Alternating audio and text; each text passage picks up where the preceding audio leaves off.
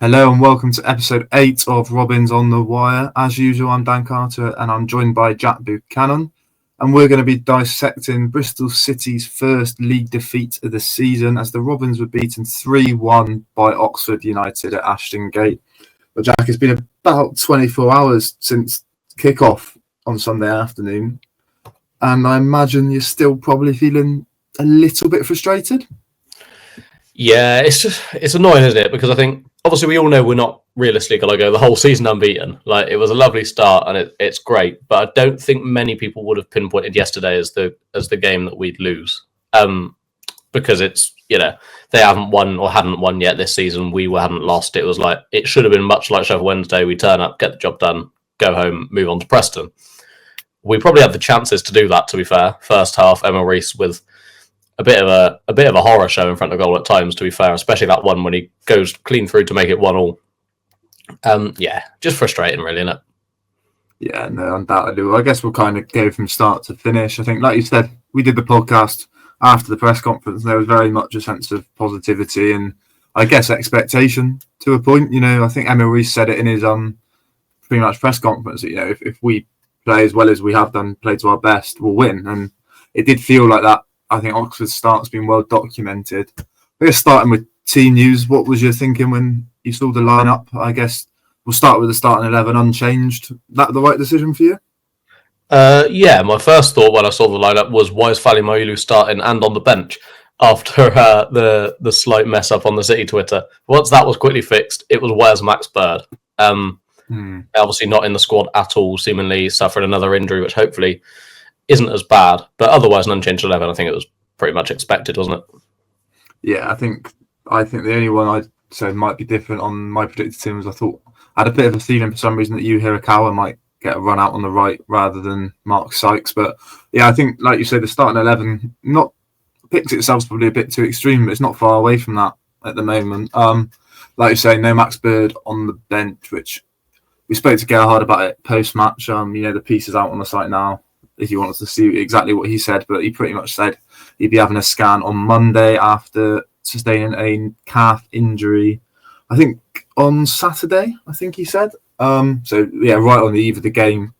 He was hopeful, I'd say, that it wasn't going to be as severe as the one he had in pre-season. I think it's been well documented that he basically missed the entirety of pre-season after coming back for testing. I think we can just touch on that a second because it changed the shape of the bench an awful lot, didn't it? Because Leo Pekova came on, a youngster who's probably viewed more as a number 10, I think, in that sort of system that Struber's been playing. And without Max Bird and with Joe Williams still sidelined, there's not loads of central midfield depth, is there? No, not at all. And I think yesterday, really, really frustratingly, was probably the biggest game this season that's actually been crying out for Max Bird, because he can move the ball. We've said it, I think, before. He can do things in one pass that it takes a lot of players to do 2 or 3. And to be fair, Twine and Mehmeti did okay. Mehmeti obviously scored an absolute wonder goal, which we'll come on to shortly. But it was one where we really did miss Max Bird's sort of pizzazz, I suppose, for want of a better word, and fast-paced football. Neto looked okay, looked to break him down a little bit when he came on, I thought. But yeah, it was a severely weakened bench, I think, after Max Bird wasn't involved. Yeah, it's odd, isn't it? Because there's undoubtedly depth there, and you do get the feeling that once Williams, Max O'Leary, Campering, even Luke McNally are back, this is an incredibly well-stocked squad in basically every position. But it just shows how a couple of injuries in a particular area, you can start to look quite light. I think, it's probably the sort of game, if Adam Murphy hadn't left on loan on deadline day, he'd have been on the bench. Whether he'd come on, I don't know. But you get the feeling Jason Knight and Adam Randall may be wrapped up in cotton ball a bit between games until one of Williams or Bird's fit. I guess then the major talking point from the opening stages of the game is another injury concern. Rob Atkinson forced off after 15 minutes. Did your heart sink a little bit when you realised it was him who was down in the area? Because that was the sort of feeling I had. Yeah, it was a not again sort of moment, wasn't it? It looked like, I don't know, it's hard to tell with Rob Atkinson because he's not the fastest anyway.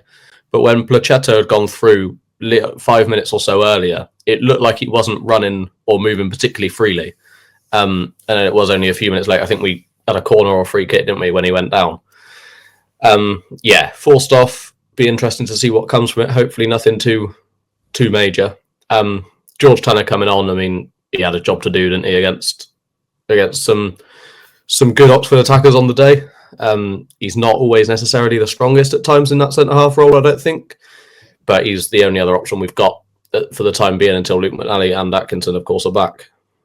Yeah, I think we'll come on to it when we talk about ahead of Preston, probably about who you'd start there. But I think it was noticeable how the momentum of the game shifted completely when Atkinson came off, and it was something Gerhard mentioned. Before we kind of look ahead to that, I think it's probably worth talking about the injury. Again, like Max Bird, set for a scan today, Monday that is, for anyone listening after this comes out. I imagine we'll probably get an update in pre-match press rather than any sooner. I think, obviously, like you kind of alluded to there, there's going to be some concerns, isn't there, because it is a knee injury and that is where he's had his issues in the past. I guess you can kind of...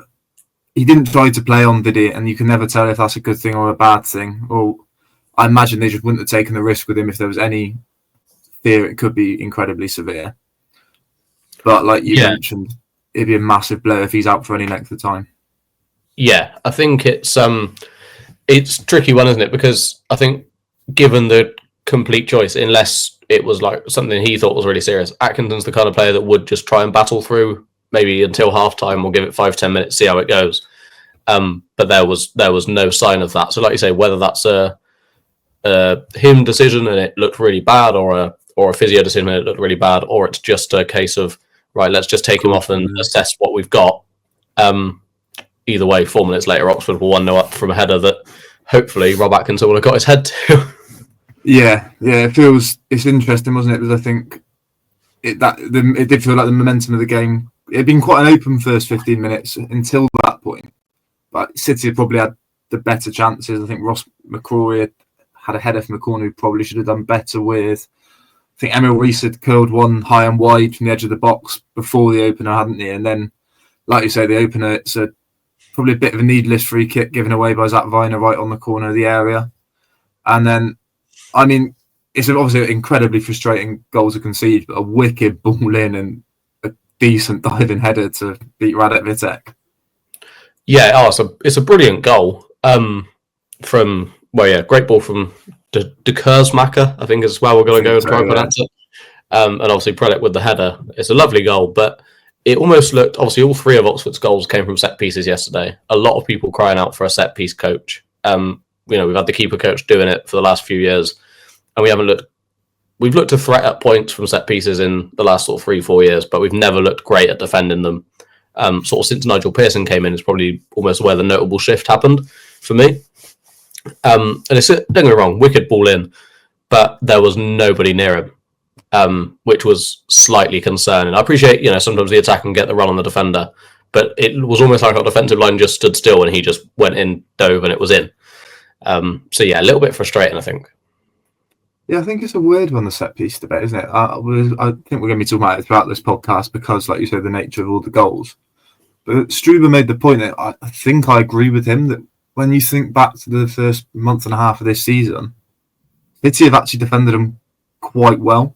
You think about that opening day at Bramall Lane where there were a hell of a lot of long throws, hell of a lot of crosses. And I remember, I think I put in the verdict that day that Rob Atkinson and Radek Vitek have made such a difference because the amount of times Vitek came off his line to claim them, or Atkinson he quite often ends up in that free role where he's kind of given the space to, you don't have to worry about marking someone, you just go and get first contact. And when you look at it, the only time City had conceded from a set piece, from what I can tell this season before yesterday, was the Fulham game where Joe Lumley started ahead of Radek Vitek and Rob Atkinson was rested. And you just wonder if, obviously Vitek was playing, but I think it's impossible to put a value on how important Atkinson is from those situations because so often he's the person that makes first contact. I put the stat in the verdict last night that in the 15 minutes he was on the pitch, he won 3 out of 4 aerial duels. In the 90 minutes, the rest of the back three played. Zach Viner won 3, Rob Dickey won 3. So in that short space of the game he was actually on the field for, he was the one involved in that way, if that makes sense. Yeah. Oh, like I said, he is incredibly valuable from those sort of positions. And whilst not being the quickest, he probably would have been the person, like you say, in that sort of free roll just to try and get something on it. Even if he doesn't win the header, if he can put Prelec off a little bit and just kind of get near him, then it might not find the net. He doesn't have that completely free header to basically put it wherever he wanted. The second goal from Placheta, I don't think Rob Atkinson would have done a lot about that. That was an absolute screamer. Would have been nice if it wasn't a corner. I'll say no more on that about the referee, but yeah, hell of a goal, the second one. Yeah, I think we'll come on to that in a sec. I think it's probably worth talking about the chances City had after that, because that was basically on the 47th minute, wasn't it, that goal? And yeah, I think there's a couple that stand up to me. There's the Anis Mehmeti corner, which almost that we mentioned about set pieces and where they struggled. To me, that looked quite clearly off the training ground, because if you watch it back, Emil Rees has basically pinned the keeper and somebody else to the line, and nobody's gambled at the back post. It's very much a case of it looks to me like a shot. I'm not certain, and the clearance off the line, wow, it was superb, wasn't it? Oh yeah, spectacular. It was absolutely going in. You almost wish that someone had gambled on the back post and just got a little nick on it, maybe guided it in. But if that's what they've practiced and that isn't what they've almost been told to do, then fair enough. But it would have been pretty sensational if it had squeezed in. We would have ended up with 3 goal of the season contenders in one game. Yeah, a bit of a Casey Palmer I always think of those. Was it Swansea during lockdown? I think, where he swung one to the back post. Then I think probably the most frustrating chance of the afternoon, we mentioned it before we actually started recording, was the Emil Rees one, because he got set through. Is it a Scott Twine pass? I think so. Yeah. I think so. Set through to the right side of the box, and if you watch it back, it's quite interesting that he gets his head up and looks at where Mehmeti is at the back post as he enters the box. And I've played incredibly low standard of football, Sunday League, and I've done that before, where you almost, as you're shooting, you're like, oh, I wonder if I'm better off cutting across here to the man at the back post. And to me, it looks like he's basically caught between the two minds and ends up just lashing it right between the two. It's almost perfectly between what will be the perfect pass and the perfect finish. Yeah, it just did look a little bit. I mean, I say at the other end of the ground, you'll have had a much better view of it than I do. But yeah, it looked like he was sort of stuck in two minds. And my issue with him yesterday is he didn't take anything on his left foot. I think it was the one where he cut in and went high and wide. He actually had quite a bit of space to begin with if he'd got across with his left, or even played a pass out to, I think it was Mehmeti or McCrory, it would have been on the overlap. But instead he had to take 2-3 touches to get it back on his right. The defenders get back, and then he's got less room to try and find the finish. I mean, none of them got in the way anyway. It went miles into the Atio, but a little bit frustrating for me on that front. Yeah, I think you might have mentioned it earlier. It's probably the first frustrating game he's had in the Bristol City top, because I think even games where he's been quieter, a lot of people point to Charlton and maybe even Derby to a degree, and I don't think you can say quite Sheffield United, but obviously didn't get on the score sheet himself. This was the first time we kind of saw him struggle to make that impact in the final third. Because when you actually look at the game, the positions he was getting himself in and the way he was leading the line, running in behind, being a handful, was probably no different to what we've seen all season. It was just that last moment, and it feels like the sort of conversation we've maybe had about Sinclair Armstrong at times, where does all the right stuff in the lead up to the finish, and then just can't quite get it right in that last instance. Yeah, it was unfortunate. It was unfortunate, wasn't it? It's not the end of the world. It's an annoying one, because he did have the chances to. If he takes one of them, we're level going into that. Well, I mean, you can say Placheta would have scored or not, I suppose, at the back end of the first half, but especially the one where he gets put clean through. I think it is literally right at the end of the first half. I think it's 43rd minute or something like that. If that goes in, the momentum swings. We probably go on an attack again before half time and things like that. But it wasn't to be. And like you say, he probably did just get caught in two minds, and it's just a bit of frustration. But he's going to Deepdale next week. Obviously, they released him in the summer. If there's ever been an Emil Rees goal in a game, it's probably going to be that one. Yeah, let's hope so. I think there's been a lot made of it on social media that he had a bad afternoon, but I think it's probably if he hadn't started the season so well, maybe that'd be something to be worried about. But when we're talking about a person who's already got 3 goals to his name and a couple of assists and looked an absolute menace in basically every other game, I wouldn't be too worried about, about where he is at the moment. It was a bad afternoon. I think we'll probably get onto a few others where we'll say the same, that it was just a bad day at the office. It doesn't feel like the sort of day where you need to be throwing the baby out with the bathwater. Oh no, not at all. I don't think it's it's not like he can't start next week or anything like that. It wasn't that bad. He hasn't missed an open goal or anything like that. It's just a few decent chances that have gone awry. Well, you mentioned not missing an open goal. I've not seen this back, and I wanted to ask you, because the one where Mark Sykes was offside and he cut it across to Reece at the back post, the flag went up, so it wouldn't have counted anyway. But from where I was sat, and I've not seen it back, so I'm not sure. If anyone who's seen it can tell us, I'm convinced he went at it with his left foot and basically from under the crossbar put it back across the goal line. I don't think it went in. I'm not sure. It wouldn't have counted. I just assumed it went in, to be honest. Yeah. But I did read from one of my mates who's an Oxford fan, was watching it on telly, and he said he somehow managed to miss it. So that's probably correct. But it was offside, so it doesn't matter. Yeah, so it doesn't matter, really, does it? It doesn't matter. Best striker in the world. Yeah, exactly. You mentioned Placetta's goal there. I don't know if we're saying that right, to be honest with you. Gary Rowett wasn't sure on some of the pronunciations post-match. I've got to be honest. So it's another really frustrating one, isn't it? You kind of alluded to the ref. I didn't think it looked like a corner from where I was. I've not seen it back, but he seemed to look to the linesman who took his time before giving it. I think it was Ross McCrory who was next to him, who was very insistent it wasn't a corner. And then it's a half clearance from Jason Knight, isn't it? Where he kind of, it seems like he's got all the time in the world to deal with it, swings his left boot at it and can't get it past the man waiting on the edge of the box. Yeah, very, very poor decision making from the ref. I think if a linesman takes that long to decide if it's a corner or a goal kick, you should probably just give the goal kick, because you've got to kind of go with the benefit of the doubt, haven't you? Really, it's the one. Yeah. It's going to impact the game less. And yeah, it's a poor ball in. Like we were saying, I think before we started, it's one of those where it's actually so bad that it's come out past the first man. Jason Knight's been caught in a bit of a weird position, but it's just a case of just swing a boot at it and get it away. It's the 42nd, 43rd minute. 45 plus 2, 47th minute. Just kick the ball out of play and take half time. It's still 1-0 then. But instead, he can't manage to do it. Yeah, that's the really frustrating thing from my point of view, is that, if he gets that a yard either side of Placetta and he can't control it, the referee just blows his whistle immediately. We've seen those so many times, haven't we, where, the corner gets cleared and before it's even been brought down by whoever it's been cleared to, the ref's got the whistle in his mouth. Look, take nothing away from the finish. It is a hell of a strike. It's a wicked strike. Radek Vitek's at full stretch and can't even get close to it.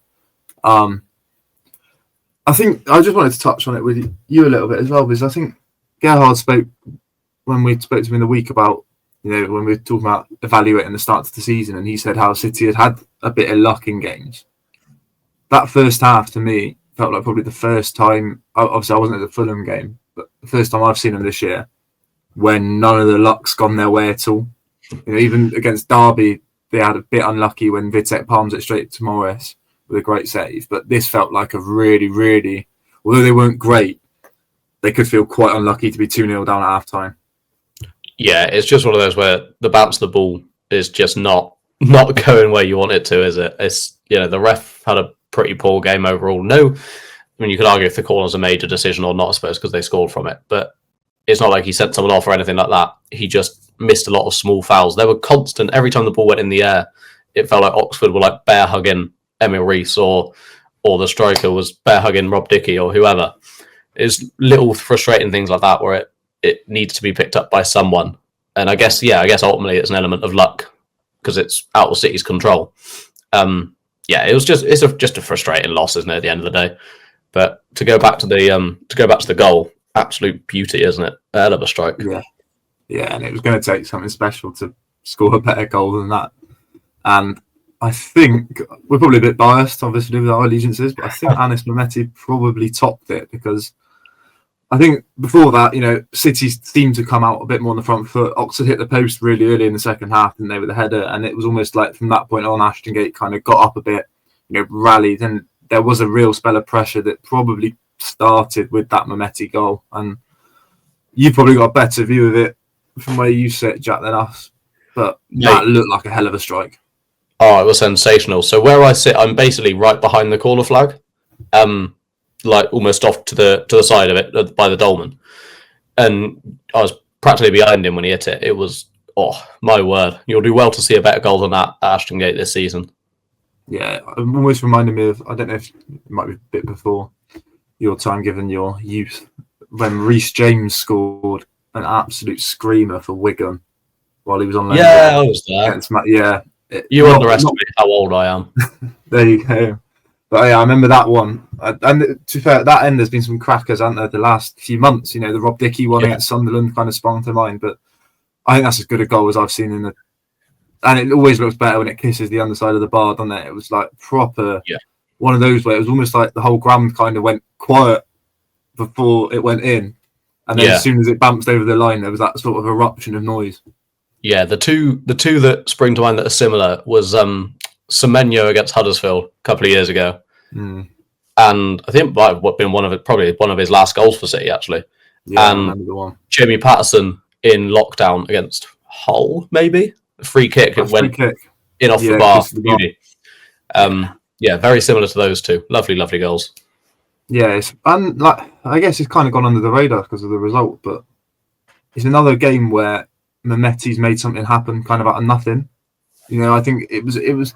He wasn't as effective yesterday as he was at Sheffield Wednesday, and part of that's because of just how City played as a team. But most of what they did well came from that left flank with him and Ross McCrory combining, I felt. And then, there's not many players in that team, you think, probably Scott Twine's the main one, who are going to dig a shot like that out of nowhere. And although it didn't end up being it felt like a turning point in the game and could have so easily been the shift of momentum. Yeah, well, I think you spoke to Gary Rowett after the game, and he was saying this. It created a sort of difficult moment for them and an uncomfortable sort of atmosphere. And when Ashton Gate gets going, like it did straight after that goal, like the Mehmeti again song was probably the loudest I've heard it, certainly. And it felt like, right, okay, here we go. Is this gonna be the difference maker? Is this where we show, right, we're not gonna go down without a fight in any games this season? And we had a couple of half chapters after that. The Scott Twine free kick, I think everyone thought, right, this might be the moment for the equaliser, and the Wall did well to block it, to be fair. But yeah, it wasn't quite to be in the end, was it? Yeah, it was the Twine free kick, and then the other one that kind of stands out to me, thinking back to it, was the Adam Randall one where I think it was Twine who cut it back to him and he's on his left foot. And again, we're kind of how you were for the Mehmeti goal. We're directly behind where he hit it from in the press box. And it was one of those, as soon as it flew off his foot, you're like, that could be top corner band. And it ended up, from where we were, it looked like it missed by less, like half a foot or something. It was, and if he'd hit it hard, if Mehmeti's was satisfying, if that had gone in, that would have been incredibly satisfying, because it would have made a hell of a noise off the post, I think, on its way to the top corner. Yeah. But yeah, it was those margins. A lot has been, not a lot, I've seen a little bit of talk on social media about the changes, and a few people debating just whether or not Struber made the right alterations. I'd be interested to get your take on it, because obviously he waited probably a bit longer than he has done in the past before turning to his bench.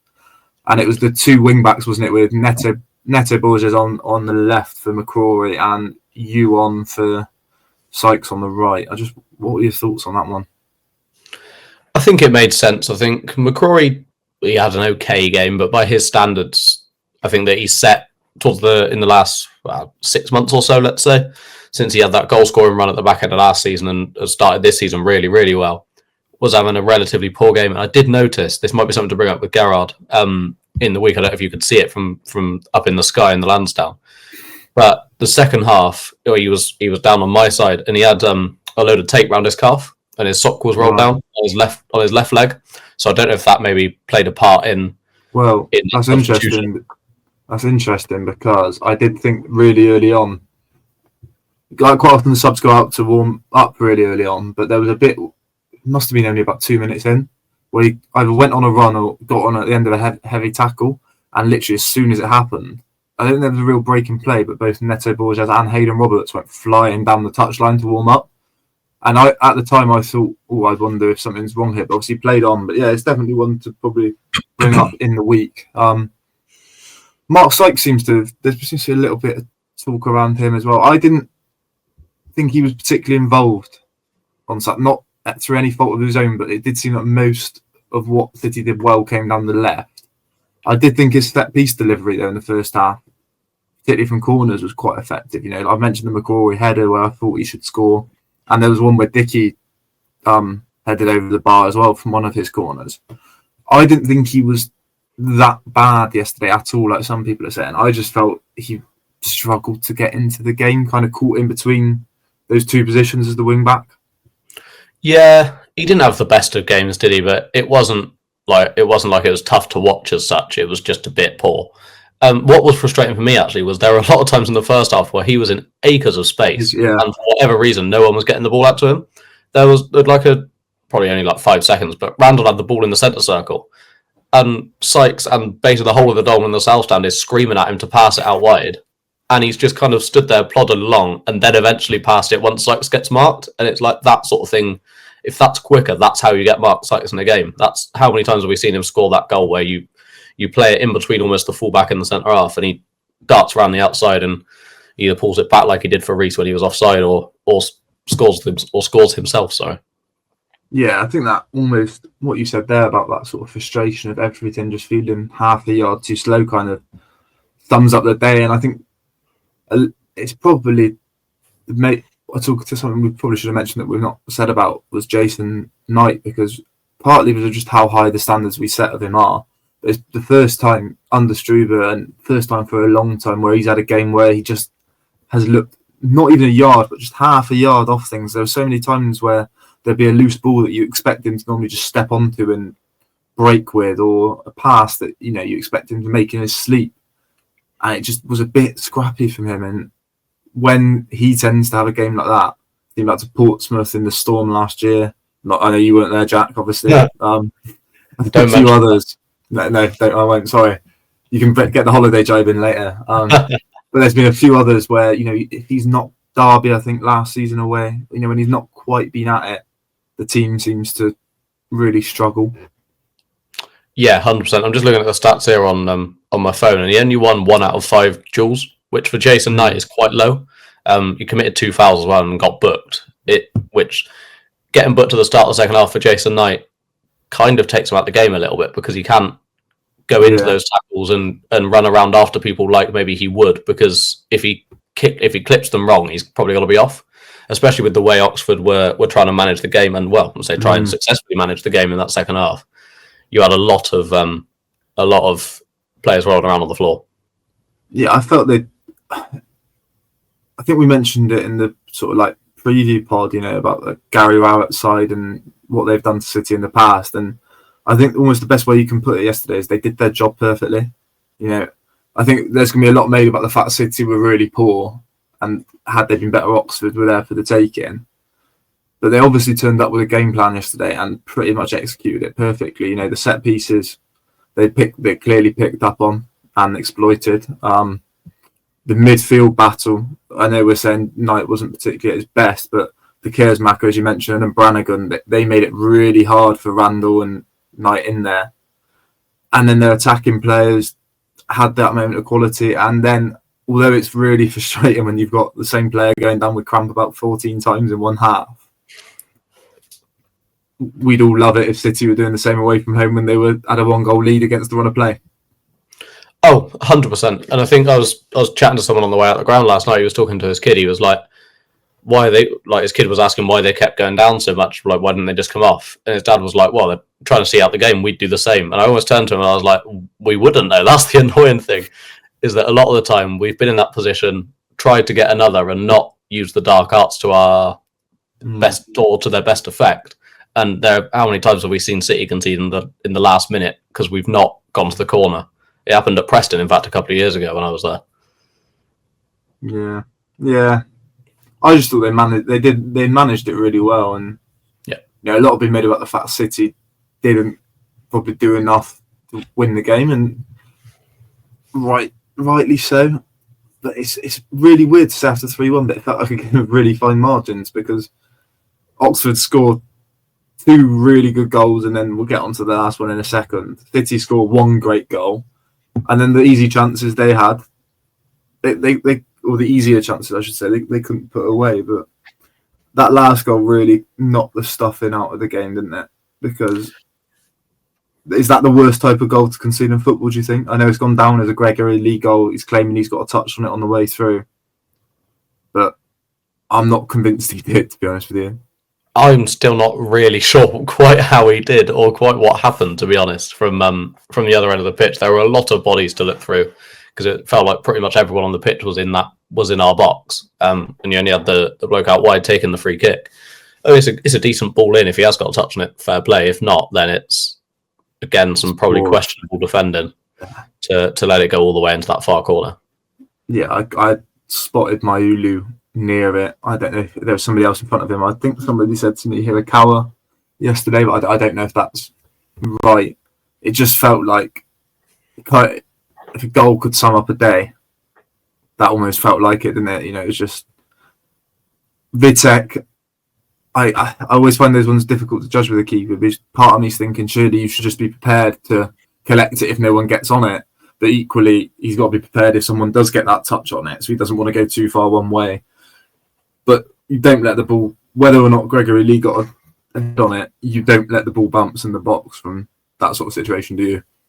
No, it's like probably the first thing you get taught if you play in defence is if the ball's coming over in the air, don't let it bounce, because it gives anybody in the world a chance to get in front of you before it lands again.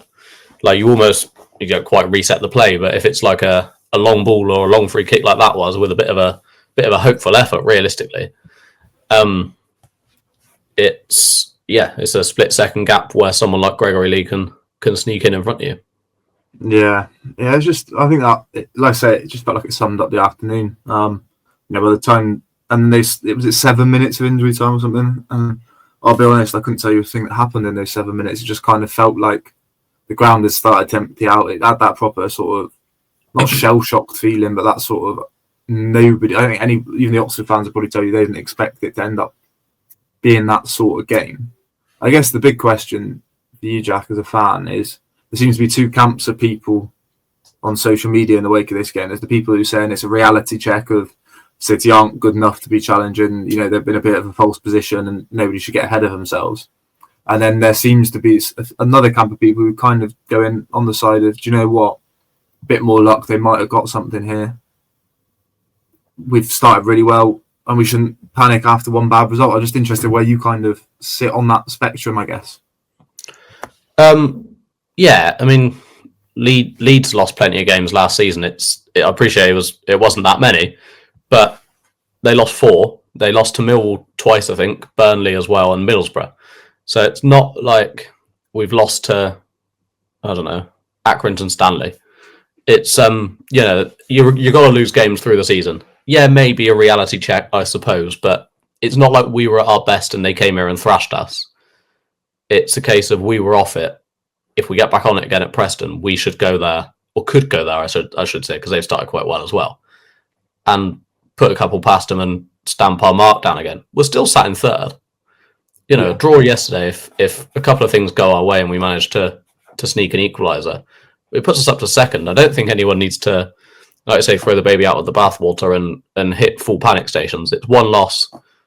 We're 6 games in. We're still third. 11 points is pretty solid. Would we like 12? Yeah, I'd like 13 after the Derby game. But it is what it is. I don't think it's a massive hoo-ha. No, I think you're spot on. I think I've written similar, last night and this morning, that it's understandable that it's frustrating, and it's frustrating because it actually felt like a game that still could have been won. I was thinking back to some of the defeats, particularly at home last season under Liam Manning. I was thinking, for me, there's 2 that stand out. I think there was only a couple of defeats in the time I've been covering the club, and one was to Burnley. It was my first game covering the club. Was it November, first game after the international break, and City lost 1-0. It was a really scrappy goal they conceded, and they had more than enough chances to get a leveller, if not win the game. I think Josh Brownhill got away with a handball in the box. So that's one defeat that stands out in my mind. And then the other one is the Swansea one in February, where it was incredibly frustrating, and it was a case of they hadn't even created a chance to miss. And for me, Sunday's defeat is a lot more in that Burnley category of it's frustrating because you should have won, rather than the Swansea category of it's frustrating because you were rubbish. Do you know what I mean? And I think they're completely different types of frustration and equally as irritating. But there's still enough signs for me there from what I saw yesterday that system is going to create chances, and if you take those chances, you'll win games. The only worry is the set pieces for me. That's where I'm like, because you can guarantee Preston will have watched that game yesterday. They'll be watching it all week, and they'll be practicing their long throw-ins and their corners and free kicks, and there will be every time the ball goes out of play in probably the next few weeks, City are going to be facing similar. Yeah, 100%. I think you look at the next run of 3 before the international break, I think it's a massive, massive run. Preston have started well. We all know the threat Ipswich can provide. Whether or not it goes down as a loss this weekend is yet to be decided, I think, after their game got called off with 10 minutes to play. Isn't it? I've seen something saying Blackburn want to play 10 minutes against 10 men, which would be funny to watch. It's a long way to go for 10 minutes of football. Yeah, exactly. Sky will be all over it. But yeah, it'll be very interesting to see the sort of run we have until the October break now, because it's like we said, I think a few times, if you break the first 4 down, they were good. 2 wins, 2 draws, a win and a loss from the first 2 of these 5 now, from the end of the September break to the start of the October one.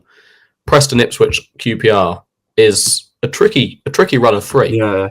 There's no easy games in the Championship. John Palmer will book me for a cliche there, but it's got to be tricky.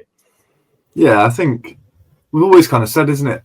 I guess a lot of people say after 10 games, and then we've kind of said throughout the October international break's a really good time to kind of measure where you're at. And I think that's kind of still where I feel. I think you'll know if this is a reality check. Sorry, you'll know if Sunday's defeat's a reality check or just a bad day at the office by what comes in the next 3. If City lose the next 3, it's a reality check of where they need to be. If they get 7 points, probably even 6 points from the next 3, you're probably going, okay, actually, they're in pretty good shape and they had a bad day. And I think that's kind of the impression we got from speaking to Gerhard post-match is, he was frustrated.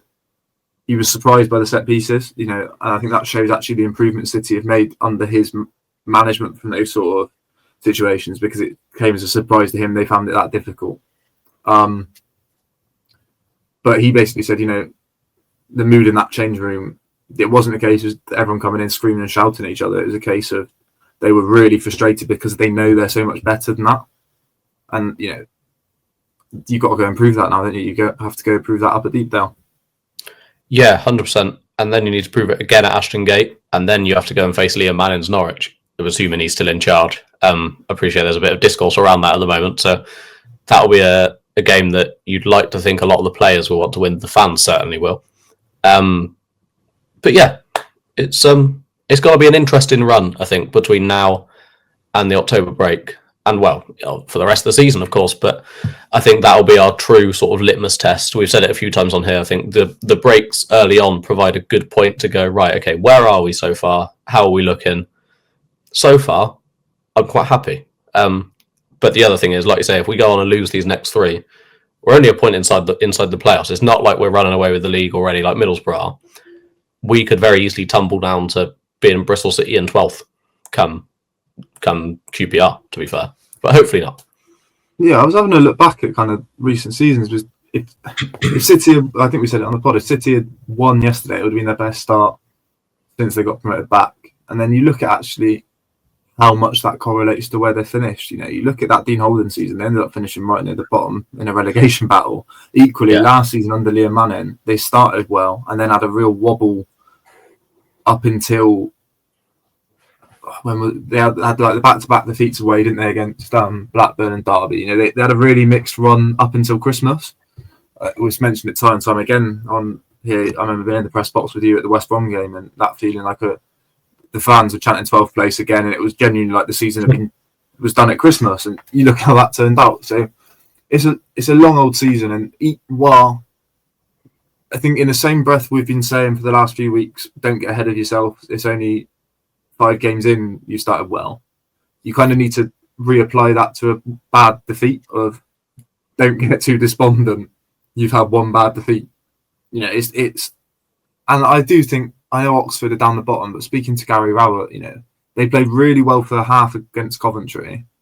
Did really well against the Leicester team that most people, if they don't get point deductions, are expecting to be up there or thereabouts. And now they've beaten City. It's not like they've lost to, like you say, a lower league opposition. And equally, the easy teams that people have been calling and that City have beaten so far, Sheffield Wednesday won the other day. They won against Portsmouth Saturday, didn't they? I think Charlton, I know City only drew them, but Charlton won on Saturday. This is the Championship. Weird results happen. And like you said, there isn't an easy game. It's too simplistic to just look at it and go, oh, they've only beaten rubbish teams and they're losing to anyone who's half competitive. That's nonsense. It is nonsense. Yeah, absolutely. I mean, Hull turned up and beat Southampton 3-1. Would have been 3-0, barring an Adam Armstrong 95th minute consolation goal. There's no easy games this early on because you don't know where anyone's actually going to be. I think we said it after the Charlton game. We don't know. We don't even know now. They could turn up. I mean, they're in 11th at the moment with 8 points. They could turn up and do an Ipswich and come second come the end of the season. They could end up rock bottom and cut a drink by 20 points. No one has a clue yet. It'll be very, very interesting. On paper, yes, you probably look at it and go, like before a ball was kicked, Sheffield United and Ipswich are the first, are the properly tough ones in those first 10 games. But it's not lined up like that at all. Sheffield United are rock bottom. They've lost all their games, in fact. Yeah, and like people, we're going over old ground slightly, but the Derby game, I know they've not started well, but everyone looked at their summer business and thought they'd recruited really, really well and going to be hard to beat this season. It's the Championship. It's a mental division, and you're a silly man if you bet on it, basically, aren't you? It's an incredibly random division. I guess we'll do a little bit of a Preston preview. I appreciate it. It feels like quite a long way away at the moment, but with it being Monday, about you, my whole sort of rhythm is off kilter now with the Sunday game. But I guess the big talking point is, let's assume Rob Atkinson, even if it's not as bad as we hope, isn't available. What would you do with the back three? I think you probably still have to go with Tanner. I think Roberts has he had any minutes yet this season? Might have got some against MK Dons. But very, very few. So I think you have to stick with Tanner. Obviously, Dickey and Viner pick themselves unless one of them gets injured because we don't have any other centre-backs. I think it'll be interesting if Neto gets the start because I thought he looked all right when he came on yesterday. You said he looked good at Hillsborough as well. Right? We were already 3-0 up there. So I think it'll be interesting if he maybe comes in for McCrory or Sykes, depending on if we're reading into anything too much on the McCrory stuff with his calf. We don't know yet. I think only one of them will get dropped. I think if Neto comes in, Sykes will move. Sykes will stay on the right. I think if Neto comes in, McCrory will move over there. I can't see them both being dropped. I think, if we're assuming that Bird is going to be out, which you'd think he would be, if he's only having a scan today, you'd assume he's not going to be back fit for Saturday. Then you have to stick with Randall and Knight in midfield. Yeah. And then the front three, I wouldn't change it yet, I don't think, because the only one you could even look at dropping from the players we currently have available is Reece, unless you want to put you in a 10, perhaps, or Sykes in a 10. But I don't think. I don't think he's not. I don't think that's likely to happen too soon. No. Starting games. Yeah. But I don't think any of those three have been poor enough yet by any means to warrant being dropped. So I think the only changes I can foresee are obviously forced ones like Atkinson, and then McCrory or Sykes, I think, will miss the game for Neto. Yeah, I think this might just be my preference, but I really think, and this is nothing against George Times, I actually think that Hillsborough and yesterday he came on and he does exactly the sort of job you want him to do as one of the three centre backs. My issue isn't his performance. I just think you lose so much by having to move Zach across to the left and not having a left footer in that back three, especially when you've got Ross McCrory and Mehmeti as your two left-sided players in front of the centre half. Because you look at it, that team yesterday that's basically starts again once Atkinson goes off, there's not a left footer on the pitch. And it just means you occasionally, and Ross does really well to get beyond his man and he'll use his left, but you end up slightly in that sort of funneled thing because all your players on your right are right-footed and funneling inwards. But Sykes is a player that likes to come inwards. Twine isn't an overlapper, he's a coming in. You've then got Mehmeti, McCrory, and let's say Zach here, and everything you're doing again is being funneled inwards. And in theory, that becomes a lot easier to defend because you're basically defending your box. Yeah. And so much of what we've seen from Struber's teams, actually, the way they've attacked is getting to that byline and cutting balls across. And while Mehmeti and Ross can both go down the outside, they're not natural that side. And I'd be surprised to see Hayden Roberts thrown in because, it seems quite obvious there was interest in the summer. And I think, there was a real possibility he might have left. But from the conversations we've had with Gerhard since he's come in, Neto is viewed as somebody who can play as that left-sided centre-back if needed to. And I do wonder if they might think, all right, we'll play him there so we can get the most out of Zach. It feels harsh on George Tanner, but I just think you do lose Zach's real assets. You lose by getting him out onto the left sometimes. Yeah, I can definitely see that, to be fair. And it gives you that extra defender who can carry the ball as well. Yeah. We've seen Dickey do it, Atkinson can do it. Finder does it at times, but probably less than those two. McNally was always really good at it, I thought, before obviously he got injured in that Swansea game that we mentioned. It wouldn't surprise me massively. I think a lot of that probably does depend on if there's anything up with Ross McCrory as well. Perhaps if he can't play a full 90 and things like that, then it'll be interesting to see what sort of gets shuffled around. I think we might be starting to see the points in which we've maybe left ourselves a little bit short with a couple of the injuries at the moment. Cam Pring still needs to come back, obviously. McNally won't be back until at least January now, we know, after the registration sheets and things like that.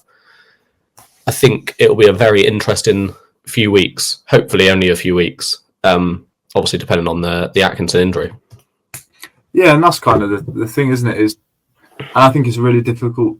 I think we mentioned in the transfer window ones actually how difficult squad building is because, like we say, it feels like they've kind of left themselves short on that side at the moment.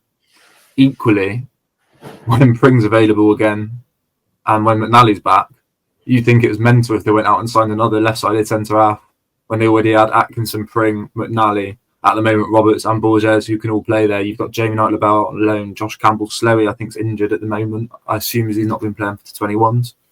You don't want to block that path where you've got players who can play there, so you can't necessarily go and recruit above them.